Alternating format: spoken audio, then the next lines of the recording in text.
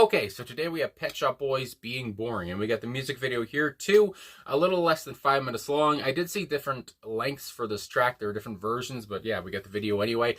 It's been about 3 years since I last reacted to Pet Shop Boys, which is a long time. I did It's a Sin, I Know of Weston Girls, and now I'm going to know a third one. So let's talk about it after. Here we go, which, from what I've read, this is quite a heavy song, I think, so let's go.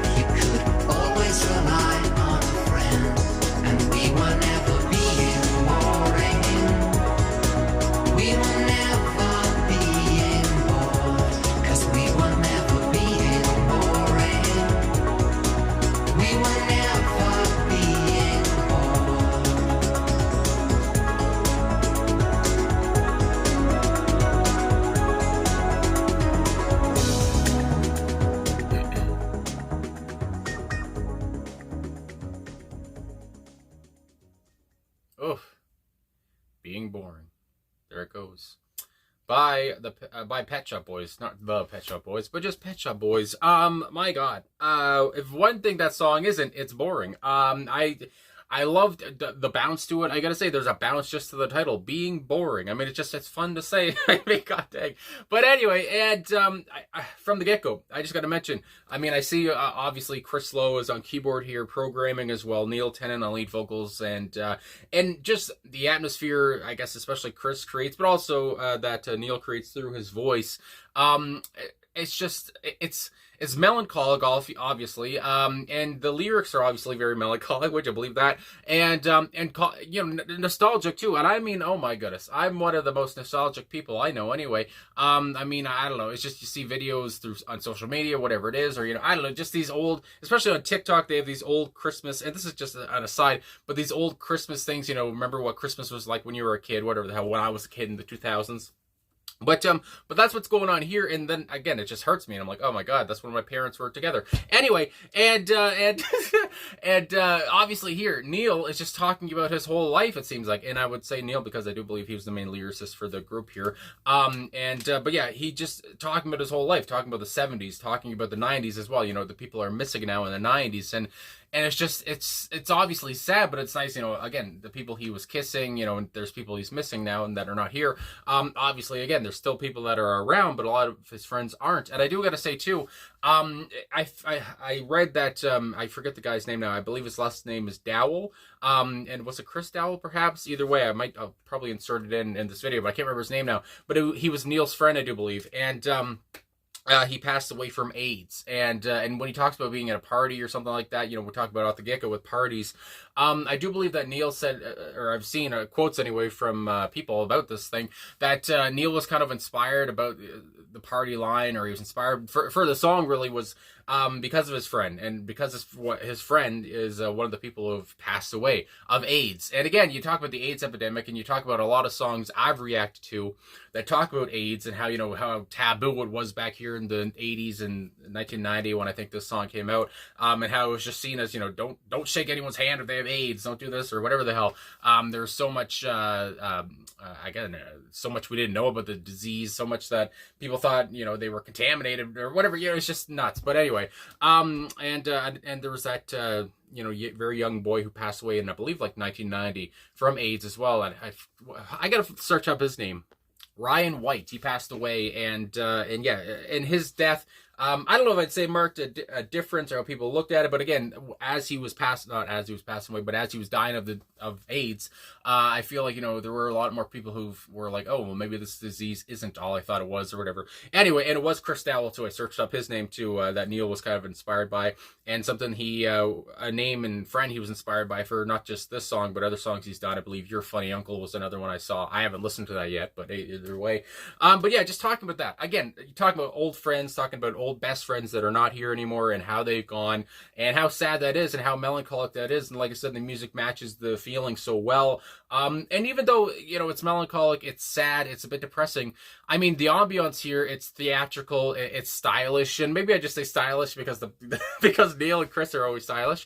And love the glasses a lot of the time there that I believe Chris wears, if I'm correct there. But anyway, and I just love how unapologetically, you know, the song is, and I say that too because I did see that they were kind of inspired with the title being boring, because a reviewer apparently called them that they were being boring, because I think the person didn't like Neil's voice. It's very, I mean, Neil's voice has been called robotic, it's been called deadpan, but that's what I love. I mean, I love a lot of, you know, this isn't even the same thing, but deadpan comedians that people might think are not funny. I love deadpan comedians. But yeah, that just reminds me here, a deadpan voice where there's emotion obviously, but it's a very different kind of feel, a very different emotion. But anyway, I just love Neil's voice here too, very light, very subtle, and, you know, we were never being boring. It's just like he's hardly talking, he's hardly singing. He is, but it's just coming out so effortlessly, and it's almost like a whimper, you know. And it's just, I don't know, it's beautiful, it's sultry, it's sexy to me anyway.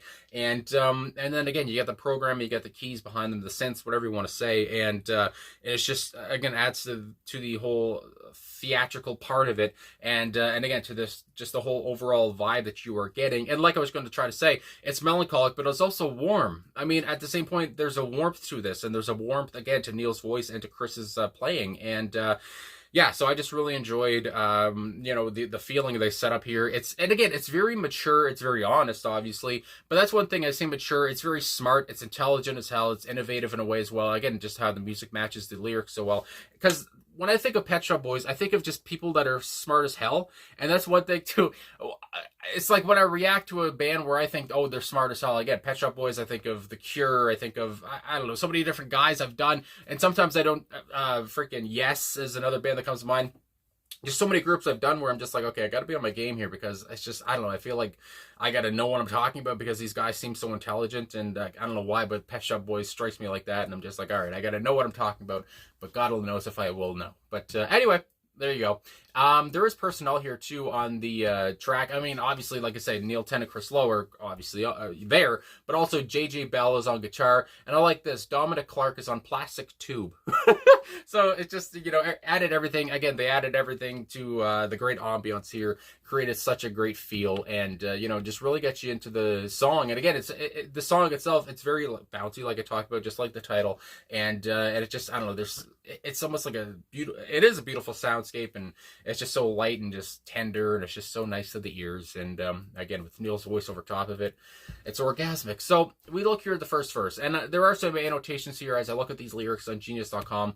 I used to read all that crap, but I might read a couple things just because there are a lot of references, and I, want to mention that because, I mean, that's part of the whole gig here.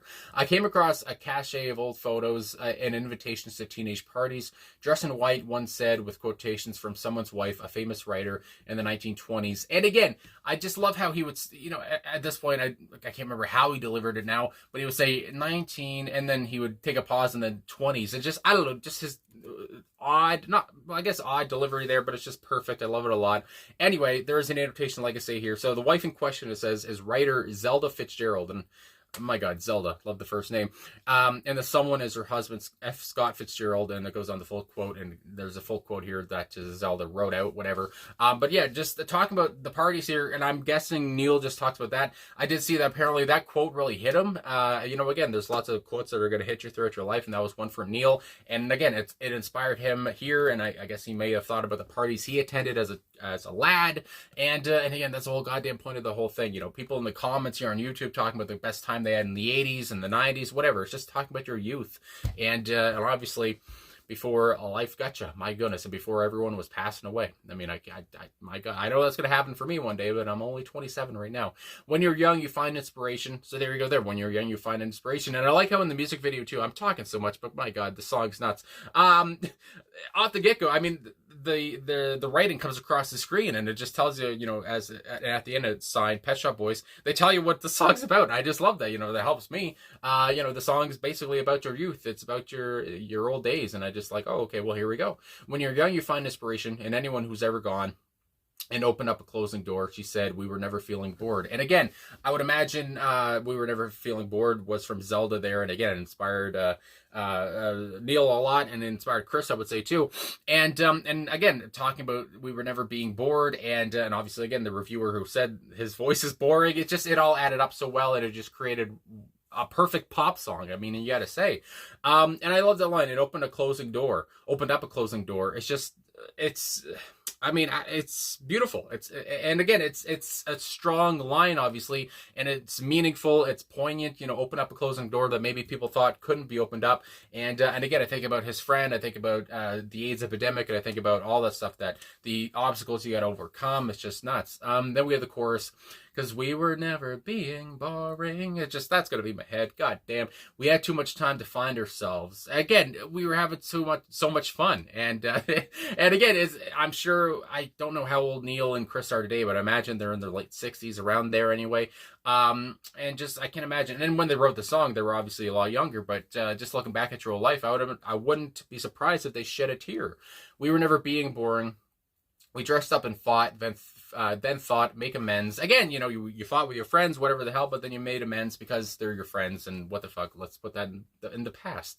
And we were never holding back or worried that time would come to an end, because you're young. You don't think about death unless it's a tragedy. Usually that's, or cancer or whatever it is, something unexpected. But, you're just having fun and all that stuff, and you never expect to pass away young.